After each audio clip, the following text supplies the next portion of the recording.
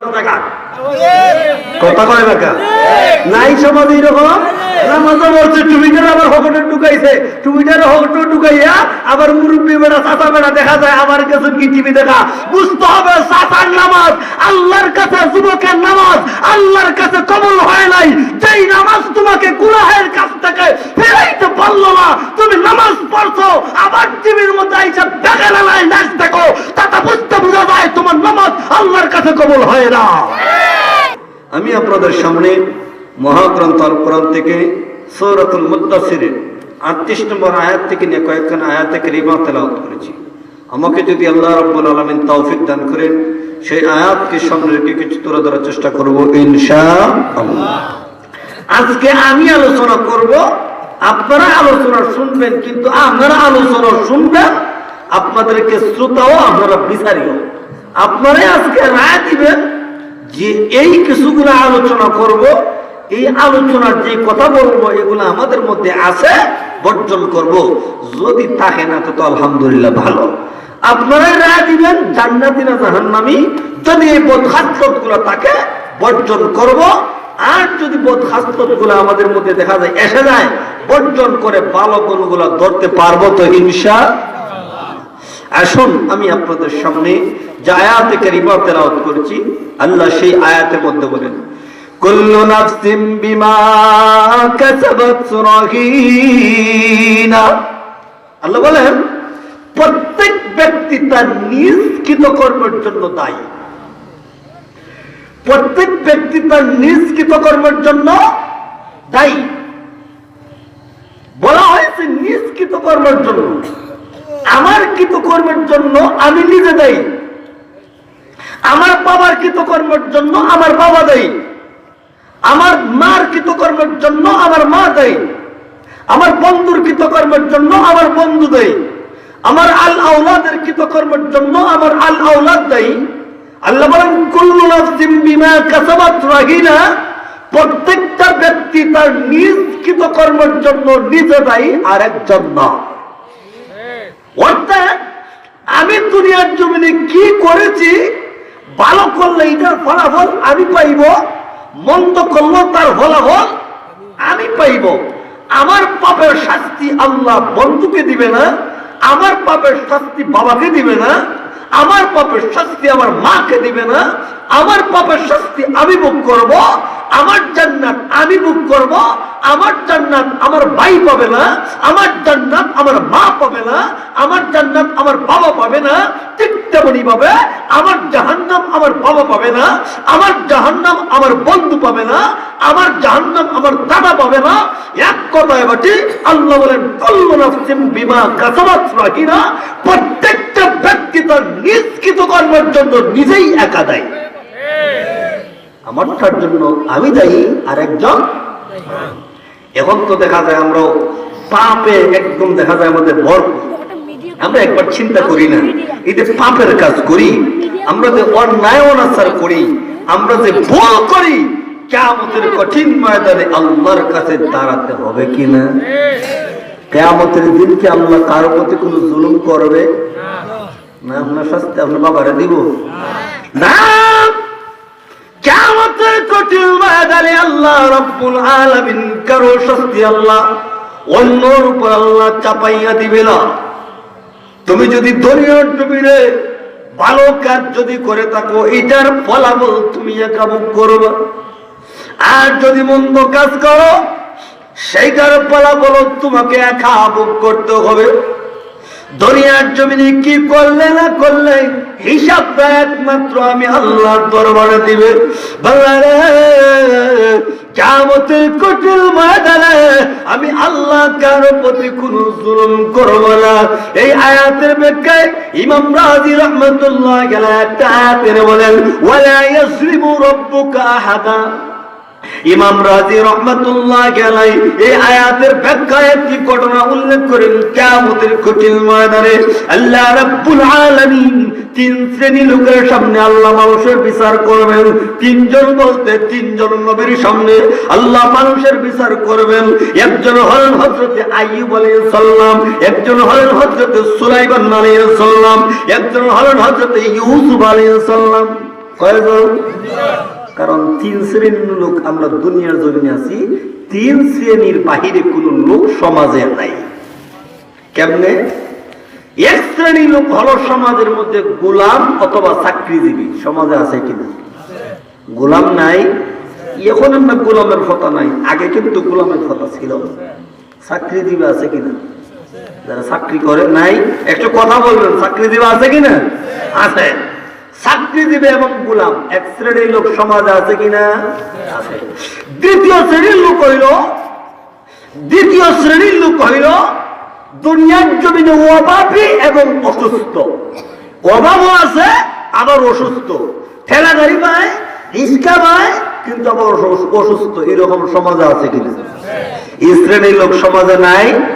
দ্বিতীয় নম্বর শ্রেণীর লোক। 3 নম্বর শ্রেণী বড় লোক অথবা মন্ত্রী, এমপি, প্রেসিডেন্ট। 3 শ্রেণীর বাহিরে কোন লোক আছে? হ্যাঁ, নাই। 3 শ্রেণীর বাহিরে কোন লোক নাই। আল্লাহ 3 শ্রেণীর লোক দুনিয়ার জমিনে আছে। তাই 3 জন নবীর সামনে আল্লাহ মানুষের বিচার করবেন। আল্লাহ কারো প্রতি কোন জুলুম করবে না। যে যতটুকু করেছে আল্লাহ আগেই বলেন কুল্লু নাফসিন বিমা কাসাবাত রাহিনা, প্রত্যেক ব্যক্তি তার নিজ কৃত কর্মের জন্য নিজেই দায়ী। এখন যদি দুনিয়ার জমি একা জুয়া খেলে, মদ খায়, গোশ খায়, সুদ খায়, জেনা করে, ব্যভিচার করে, অন্যায় অনাচার করে, এটার শাস্তি কি আল্লাহ আরেকজনের উপর দিলেন? নিজের উপরে নিজের উপরে নিজেরটাই। তাই আল্লাহ বলেন কিয়ামতের কঠিন ময়দানে আমি আল্লাহ কারো প্রতি কোনো জুলুম করব। তাই ইমাম রাজি বলেন কিয়ামতের কঠিন ময়দানে আল্লাহ 3 জন নবীর সামনে মানুষের বিচার করবেন। কয়জন নবী? 3 জন। প্রথম শ্রেণীর লোকগুলোকে আল্লাহ রাব্বুল আলামিন ডাক দিয়ে বললেন, পৃথিবীর জমিনের চাকরিজীবী অথবা গোলাম, তোমরা এদিকে আসো। বলো তো দেখি তোমরা কেন আমি আল্লাহর গোলামি করলে না? আমি আল্লাহ তার সত্যিগিরি কেন করলাম না? বান্দা তখন জবাব দিবে, আল্লাহ আমি আরেকজনের গোলাম ছিলাম, আমি আরেকজনের চাকরি করতাম, এই জন্য নামাজের সময় পাই নাই আল্লাহ, এই জন্য রোজার সময় পাই নাই আল্লাহ, এই জন্য আল্লাহ তোমার কথা মানার সুযোগ আমি ভাই নাই, আমি আরেকজনের গোলাম আসলাম, আরেকজনের চাকরি করতাম, এই জন্য নামাজের টাইম পাইছি না। এরকম মানুষ আসেনি? নাই। ভাই নামাজ করে পাঠাই, কিতাব পড়তাম, আমি আরেক বেটা ডিউটি পালন করি, সময় ভাই না ডিউটি পালন করতে গিয়ে নামাজের টাইম কেমনি যায় কইতে পারি না। এরকম কিছু অজুহাত দেখুন না আছে নাই? দোষ দেয়া মালিকের, অথচ মালিক তাকে কিছু বলবে না। দোষ দেয় মালিকের, না সময় পাইছি না, অথচ নামাজ পড়ার ইচ্ছা তার নয়, দূর দিছে মালিকের। সমাজে এই ধরনের লোক আছে কিনা? আপনার বড় কর্মচারী থাকে, আপনি যদি বলেন, কর্মচারী যদি বলে স্যার আমি নামাজ পড়তাম, নিষেধ দিবেন? নিষেধ দিবেন না তো। তাহলে এখন দোষ দিব কার? হ্যাঁ প্রভু, দুনিয়ার জমিনে আমি আরেকজনের দায়বদ্ধ গোলাম ছিলাম আল্লাহ, আমি আরেকজনের চাকরি করতাম, নামাজের টাইম আমি পাই নাই আল্লাহ, নামাজের সময় পাই নাই, এই জন্য নামাজ আদায় করি নাই। আল্লাহ রাব্বুল আলামিন বলেন তোমার কথা আমি আল্লাহর দরবারে গ্রহণযোগ্য নয়। কেন প্রভু আমার কথা কেন গ্রহণযোগ্য নয়? আল্লাহ রাব্বুল আলামিন ডাক দিয়ে বললেন, ইউসুফ পয়গম্বর আপনি একটু এদিকে আসেন।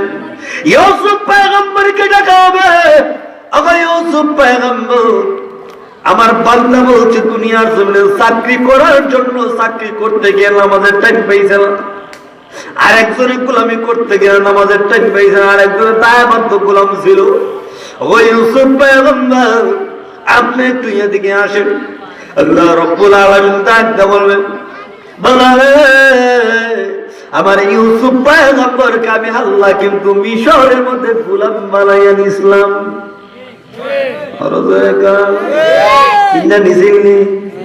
শুধু তার ইউসুফ পয়গম্বর শুধু মিশরের গোলাম ছিলেন না, পরবর্তীতে আমার চাকরির দায়িত্ব পাইছিলেন, অর্থমন্ত্রী দায়িত্ব পাইছিলেন, তিনি তো আবার দায়িত্ব পালন করেছেন, তিনি আবার গোলামও ছিলেন, তিনি আবার চাকরির দায়িত্ব অর্পণ নিয়েছিলেন। আল্লাহ জানতে বলে, ও আমার বান্দা আমার ইউসুফ পয়গম্বর আমি আল্লাহ রাব্বুল আলামিন মিশরের মধ্যে গোলাম বানাইয়া দিয়েছিলাম। আবার ইউসুফ পয়গম্বরকে সাক্ষী দায়িত্ব আমি আল্লাহ দিয়েছিলাম।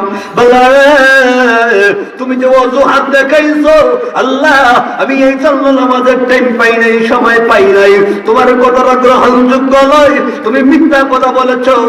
আল্লাহ রাব্বুল আলামিন প্রথম শ্রেণীর লোককে আল্লাহ জাহান্নামে দিবেন।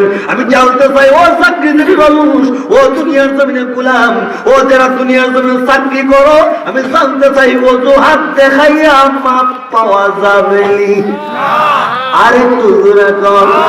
এখন যারা চাকরি করেন, দোকানে থাকেন, যারা অফিস আদালতে চাকরি করেন, এরা কি আল্লাহর কাছে যদি বলে আল্লাহ নামাজের টাইম পেয়েছি না, নামাজ পড়তে পারি নাই, নামাজের সময় দিছে না, আল্লাহ এই জন্য নামাজ পড়তে পারি নাই, ওই যুক্তি দেখাইয়া মুক্তি হওয়া যাইব না দুর্মধ্যে দেখাইব? প্রথম শ্রেণীর লোক মুক্তি পাওয়ার কোন হত আছে? এবার আল্লাহ রাব্বুল আলামিন দ্বিতীয় শ্রেণীর লোকগুলাকে ডাক দেয়া বললেন, বাল্লারে দুনিয়ার জমিনে পাঠাইছিলাম আমার ইবাদতের জন্য, আমার গোলামির জন্য, কেন তুমি গোলামি করলে না? কেন তুমি দাসত্বগিরি করলে না? মন চায় জিন্দেগি চালাইলা? আল্লাহ কাদেরকে ডাক দিবেন?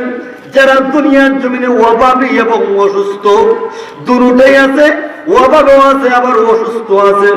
আল্লাহ রাব্বুল আলামিন ডাক দিয়ে বলেন, বাল্লারে বল কেন গোলামি করলে না? বল কেন দাসত্বগিরি করলে না? নামাজ কেন পড়লে না? আমি আল্লাহর হুকুম কেন মানলে না?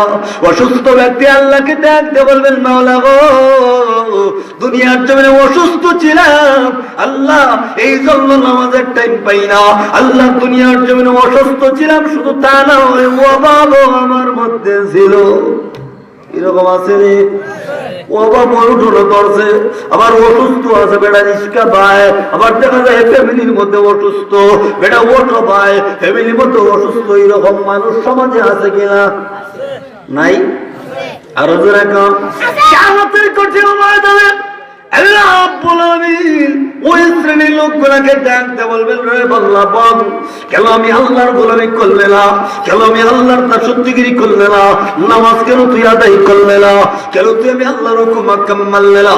বান্দা তখন জবাব দিবে, আল্লাহ দুনিয়ার জমিনে অসুস্থ ছিলাম, শুধু অসুস্থ নয় আমি অভাবীও ছিলাম, এই জন্য তোমার গোলামি করতে পারি নাই। বলুন তো দেখি আল্লাহ আলিমুল গায়ব, আল্লাহ সব জানেন কিনা? আল্লাহ সব দেখেন কিনা?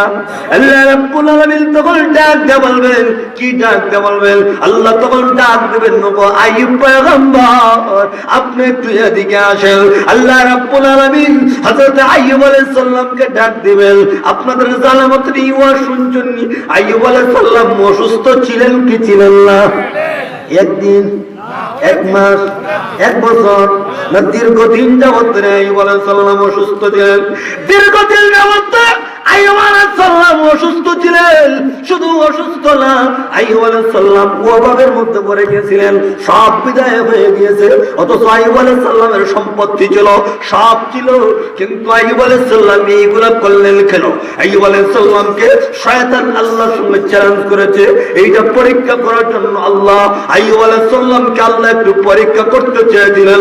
আইয়ুব আলাইহিস সালামের অন্তরে আমি আল্লাহর মহব্বত কতটুকু, ভালোবাসা কতটুকু আল্লাহ একটু দেখতে চায়। শয়তান কয়, আল্লাহ সম্পদ থাকলে আল্লাহ আপনার বলতো না, আল্লাহ তাও নিয়ে নিলাম। আল্লাহ সুস্থ থাকলে আপনার গোলামি করবই, আল্লাহ তাও নিয়ে নিলাম। আল্লাহ রাব্বুল আলামিন সব আইয়ুব আলাইহিস সালামের কাছ থেকে কেড়ে নিয়েছেন।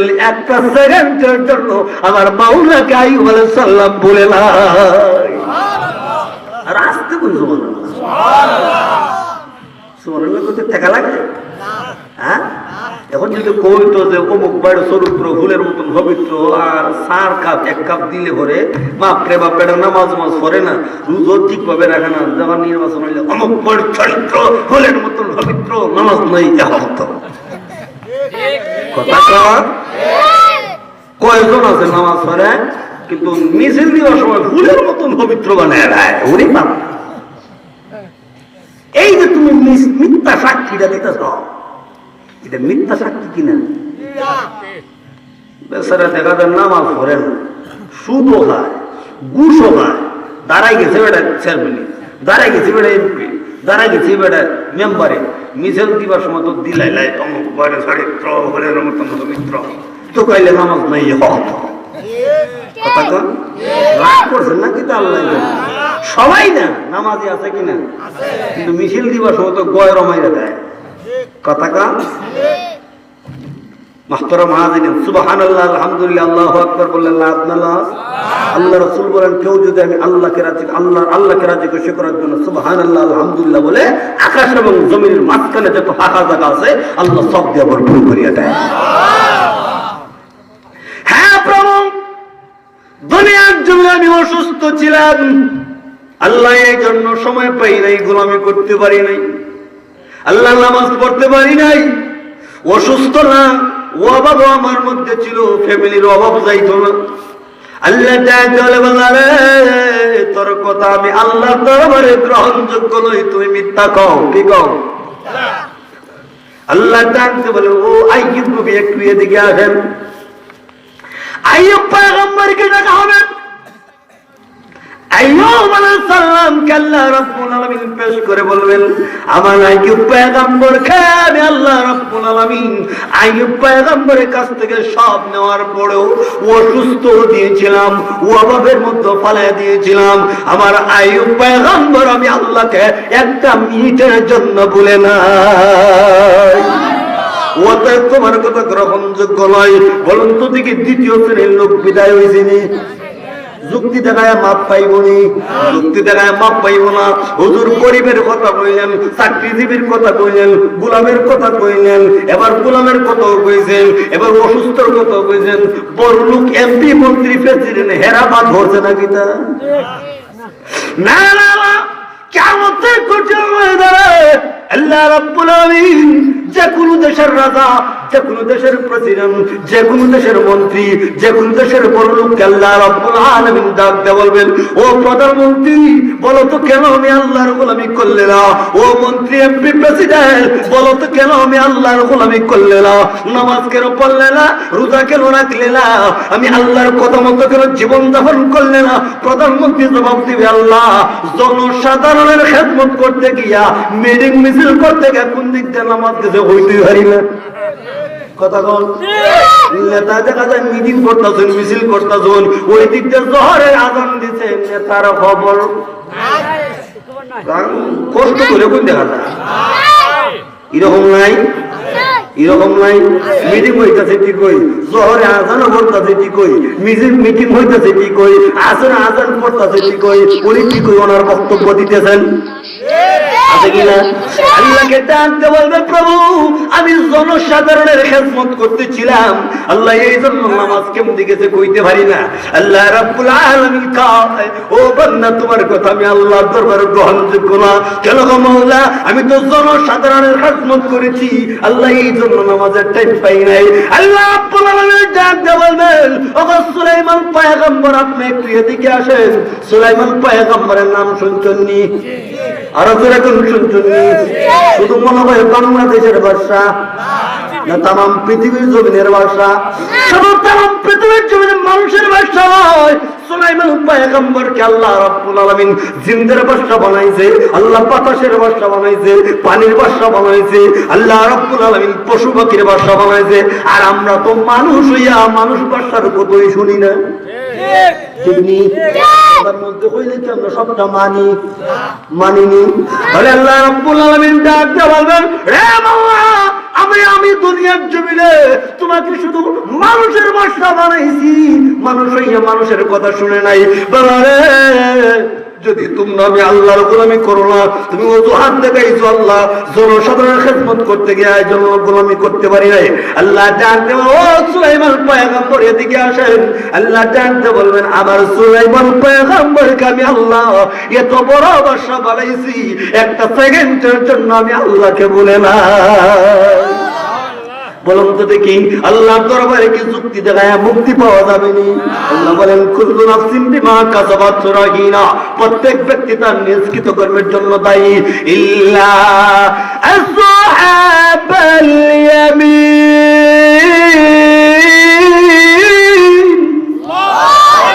তবে ডাইন দিকস্থ ব্যক্তিগণ ছাড়া যাদের আমলনামা ডাইন হাতে দেওয়া হবে, যাদের আমলনামা মাপ দিয়ে ডাইন হাতে দেওয়া হবে, ওই লোকগুলা ছাড়া আল্লাহ বলেন এদের আমলনামা ডাইন হাতে পাইয়া এরা জান্নাতে চলে যাবে, বাম হাতে আমলনামা পাইয়া বাম হাতের লোক জাহান্নামে চলে যাবে। বাম হাতের আমলনামা শুধু ডাইরেক্ট দিত না, আল্লাহ রাব্বুল আলামিন কিয়ামতের কঠিন ময়দানে তোমার বাম হাতের আমলটাকে বুকের ভিতরে সিদ্ধ করিয়া, শুধু বুকের ভিতর সিদ্ধ করবেন না, বুকের ভিতর হাতটাকে ঢুকাইয়া পিছন দিক দিয়ে নিয়া বলবেন দেখ তোর আমলনামা তুই নিজে দেখ। হুজুর প্রশ্ন হলো চেহারা থাকবে সামনে, আমলনামা থাকবে পিছনে, দেখবো কেমনে? সেই দিন চেহারা পিছন দিকটা সামন দিকটা থাকবে না, গাড়টাকে মচকাইয়া ব্যাঙ্গে পিছন দিক দিয়ে নিয়ে বলবেন দেখ আমি আল্লাহ বলার প্রয়োজন নাই, তোর আমলনামা নিজে দেখে বুঝতে পারবে জান্নাতীরা জাহান্নামী। সেই দিন আল্লাহ কইতে লাগতো না, আল্লাহ জান্নাতে দিতাম, আল্লাহ কোন লাগতো না, তোরটা দেখে তুই কর কথা কর। আচ্ছা বলুন তো দেখি, যখন পরীক্ষার রেজাল্ট যখন বের হয়, মার্কশিটটা যদি যে রেজাল্ট একটা আউট হয়, মার্কশিট আছে না একটা, এটা যদি ওই না জানাইয়া যদি পরীক্ষার্থী তার হাতের মধ্যে যদি দেয়া হয়, আমি কোয়ার দরকার নাই, তোমারটা দেখে তুমি কইয়ে নাও। স্যার আর কোয়ার দরকার আছে? কোনটা কত নম্বর হয়েছে লেখা আছে কিনা? আরো জোরে বল, বাংলায় কত হয়েছে, গণিত কত হয়েছে, ইংরেজিতে কত হয়েছে লেখা আছে কিনা?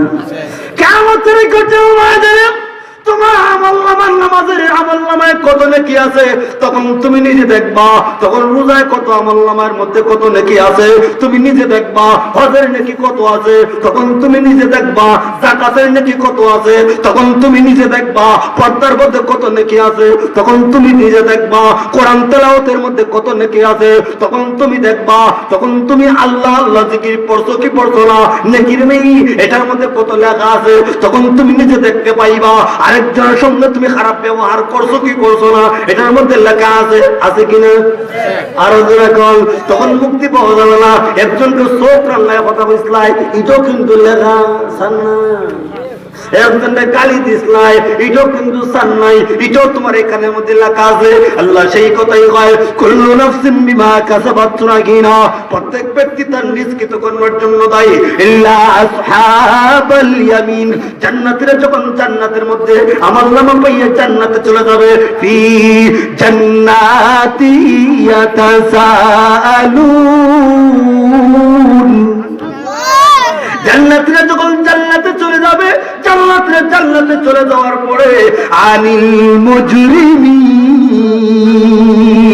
জান্নাতীরা তখন পাপিষ্ঠদের সম্পর্কে জিজ্ঞাসা করবে, ও দুনিয়ার জমির জান্নাতীরা, ও দুনিয়ার জমির জাহান্নামীরা, একে অপরের একটা কথাবার্তা বলার ব্যবস্থা করে দিবেন, যেমন ভাবে আপনাদের সঙ্গে আমি এখন কথাবার্তা কই, যেমন ভাবে এখন কথাবার্তা কই আপনারা উত্তর দেন। তখন কিয়ামতের কঠিন ময়দানে জান্নাতি এবং জাহান্নামী দুই দলের মধ্যে আল্লাহ একটু টকশোর ব্যবস্থা করে দিবেন, একটা কথাবার্তা বলার ব্যবস্থা করে দিবেন। আল্লাহ রাব্বুল আলামিন জান্নাতি এবং জাহান্নামীদের মধ্যে কথাবার্তার ব্যবস্থা করে দিবেন। জান্নাতীরা তখন জাহান্নামীকে বলবে, জাহান্নামীরা তোমরা জাহান্নামে আইলা কেন, কেন জাহান্নামে আসলা, কারণটা বর্ণনা করো। তখন জাহান্নামীরা উত্তর দিবে, চার কারণে জাহান্নামে আইছি। কয় কারণ? কোন জায়গাতে আইছি? কয় কারণ? আর এখন কয় কারণ? তার কারণে জাহান্নামে আইছি। বন্ধুরে, দুনিয়ার জমিনে তো একসাথে চলাফেরা করছি ঠিক, দুনিয়ার জমিনে একসাথে মেহমানদারি করছি ঠিক, দুনিয়ার জমিনে একসাথে কথাবার্তা বলছি ঠিক, কিন্তু আজকে জাহান্নামে আসার 4টা কারণ। কয়টা কারণ? তখন বন্ধুর উত্তর বলবে, কেন তুমি জাহান্নামে আসলা? তখন বন্ধু প্রথম নম্বর কারণ তুলে ধরবে, ক্বালু লাম নাকু মিনাল মুসাল্লিন। দুনিয়ার জমিনে আমি মুসল্লি ছিলাম না, অর্থাৎ দুনিয়ার জমিনে আমি নামাজি ছিলাম না। নামাজের সংখ্যা কম না বেশি? কয় না কথা আগে কইছিলাম, আপনারাই রায় দিবেন না, আপনারাই শুনবেন। বর্তমান জমানার নামাজের সংখ্যা কম না বেশি? নামাজের কথা কইলে কই হুজুর কাহর বানানা, কিছু হাডি আসেনি হুজুর কাপড় বানানা আর বেশি যদি ইমাম সাহেব যদি নামাজের কথা কয় বলো তা আপনার নামাজ আপনি করুন ঠিক না ইমাম সাহেব না ইমনু যদি করে আই বেটা নামাজ না আরে বাপ রে বাপ নামাজ পড়ে কি তা পড়তো এখন আমি সব চলতো না কিছু হাডি আসেনি নাই বুঝি দেখবেন হে তো নামাজ পড়োই না নামাজের দাওয়াত দিল কখন পড় হারাইছো দেখা যায় এটা একত্র মানে শাসন না দেখা যায় কথা কোন ঠিক কিনা নামাজের কথা কইল দোষ না কইল না কইলে আল্লাহর কাছে জবাব দিতে হবে কিনা তো কেমনে কইতাম এমপি সাহেবরে কেমনে কইতাম নামাজের কথা মেম্বার সামনে কেমনে কইতাম চেয়ারম্যান সাহেবরে কেমনে কইতাম নামাজের কথা মেম্বার হোক চেয়ারম্যান হোক এমপি হোক মন্ত্রী হোক প্রেসিডেন্ট হোক নামাজের দাওয়াত দেওয়া এটা আমার দায়িত্ব তুমি থাকতে পারো মন্ত্রী তুমি থাকতে পারো প্রেসিডেন্ট তুমি থাকতে পারো এমপি তুমি থাকতে পারো চেয়ারম্যান সাহেব সেটা সম্মানের অধিকারী ছিলেন সেটা থাকবেন কিন্তু নামাজের দায়িত্ব নামাজের কথা বলা নামাজের দায়িত্ব মানে দাওয়াত দেওয়া এটা আমার দায়িত্ব আমি যখন জানি দাওয়াত দিতে হবে যদি দাওয়াত না দেয় কে আমাদের কঠিন ময়দানে আল্লাহর কাছে জবাব আমাকে দিতে হবে কাপড় বানানা মানে বুঝে নামাজের সংখ্যা বর্তমানে 100-র মধ্যে 80 ভাগ মানুষ নামাজ পড়ে না 20 ভাগ নামাজি কয়েক প্রকার এক প্রকার নামাজি আছে বৈষ্ণব নামাজি এক প্রকার নামাজি আছে সাপ্তাহিক নামাজি এক প্রকার নামাজি আছে আখতা নামাজি এক প্রকার নামাজি আছে আপনার হাক্কা নামাজি আছে কিনা আছে কিনা এখন আসুন হুজুর কইলেন যে 8টা নামাজি কোনটা বৈষ্ণব নামাজি কোনটা বৈষ্ণব নামাজি হইল বছরে 2টা ঈদ আয় কিনা তখন দেখা যাবে সুবহানাল্লাহ টুপি মাথা দিয়া ঈদগার মতো সকল আগের হাতারো কথা কোন সমাজে ঈদের কিছু লোক আছে কিনা আমার জানা মতন আছে আমি এরকম টুকাইলে হওয়া যাবো না আতে বৈষ্ণব নামাজি আর আখতা নামাজি জীবনে কোনো নামাজ পড়ে না কিন্তু আখতা একবার মরে গেছে কি এখন টেক্কা বেড়া জানাজার নামাজ যায় এরকম কিছু মুসল্লি আছে কি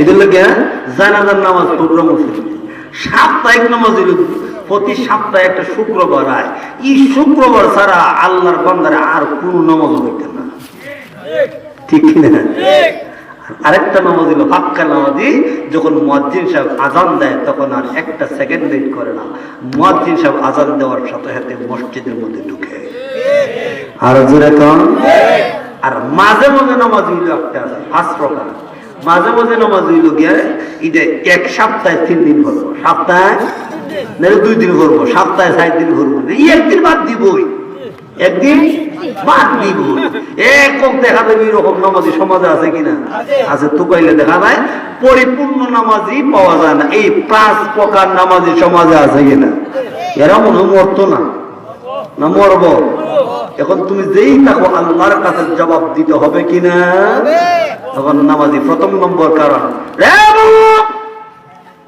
দুনিয়া জুড়ে একসাথে চলাফেরা করেছি মেহমানদারি করেছি সবাই তাফসিরে গিয়েছি আলিপুর মাহফিল হইছে মাহফিল হইছে বন্ধুরে যখন ইয়াশার আযান করছে তখন এক শ্রেণীর লোক মানে মসজিদের মধ্যে আছে আরেক শ্রেণীর লোক গিয়া হোটেলের মধ্যে ঢুকে গিয়ে সিগারেট ধরায় কথা কন আর জোরে কন আগামীকালকে দেখবেন নতুন বাজার যাইবা কি নতুন বাজার গিয়া দেখবে আসরে আযান দিতেছে মুয়াজ্জিন সাহেব হোটেলের মধ্যে ঢুকে দেখা যায় টেলিভিশন একটা ছাড়ছে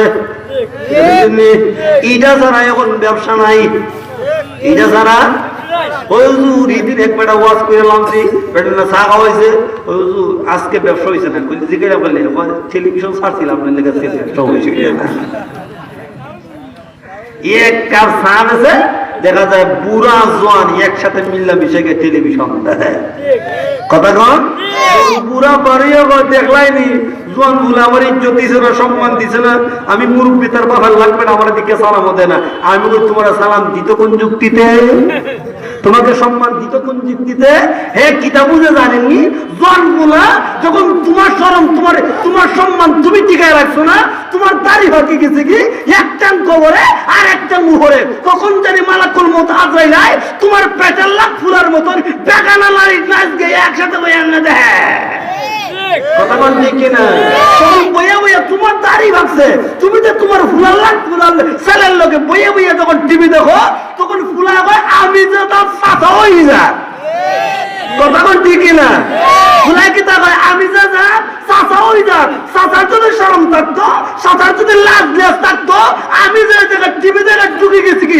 চাচার দেখলো এখান থেকে যাই থাকা চাচারও সব দেখছে চাচার ফুলও বুঝুন না পেটার লাখ ফুলও বুঝুন না একটা থেকে বইয়া বইয়া কি আসি আর বাপরে আসতে আসতে হোটেল একবারে হটায় কথা কোন বললে তো আবার হইব খালাঞ্জুর মোল্লা বেশি সুবিধা না কথা কোন ঠিক না আজান বললে পরে নতুন বাজারের মসজিদে যদি সবাই নামাজ পড়তো জায়গা হইতো কি যারা নামাজ পড়ে খালি হেরান লাগিয়ে আল্লাহ ফরজ করছে না প্রত্যেকটা নরনারী মুসলমানদের জন্য বালেক হওয়ার পর থেকে আল্লাহ সকলের জন্য নামাজ ফরজ আরো যখন নামাজ কি খালি গরিবের লাগি ধনীর লাগি নামাজ নাই না সবার জন্য নামাজ ফরজ সবার জন্য ও বন্ধু ক্বালু লাম নাকু মিনাল মুসাল্লিন আমি দুনিয়ার জমিনে মুসল্লি ছিলাম না আমি নামাজি ছিলাম না আমি দিনদার ছিলাম না নামাজ পড়লে পরে আল্লাহর পক্ষ থেকে রহমত নাজিল হয় কিনা আর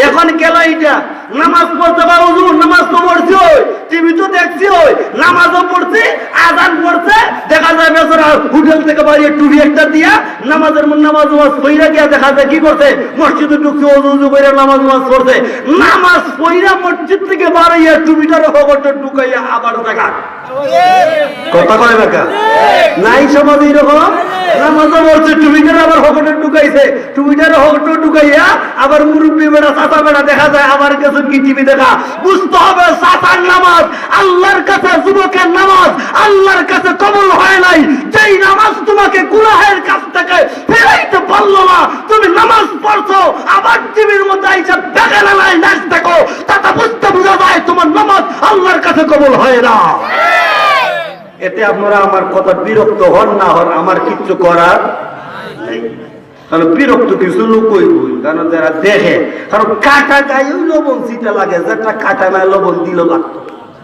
কথা কয় আমার শিকার মধ্যে লবণ এখন দিলে হলে জ্বলবো এখন যদি খালি সামান্য একটু খাল তুললে লাগে খাল তুললে তো খালি একটু তো বাইক হবে কথা কয় ঠিক না কেন ইকানো খাটা ইকানো খাটা সকলে আমার কথা সকলের শুনবো লাগতো না যে রাজা হিরো হোক হিজা হি বাড়ি যারা আছে হেরাত কইলো খেলা আজকে রে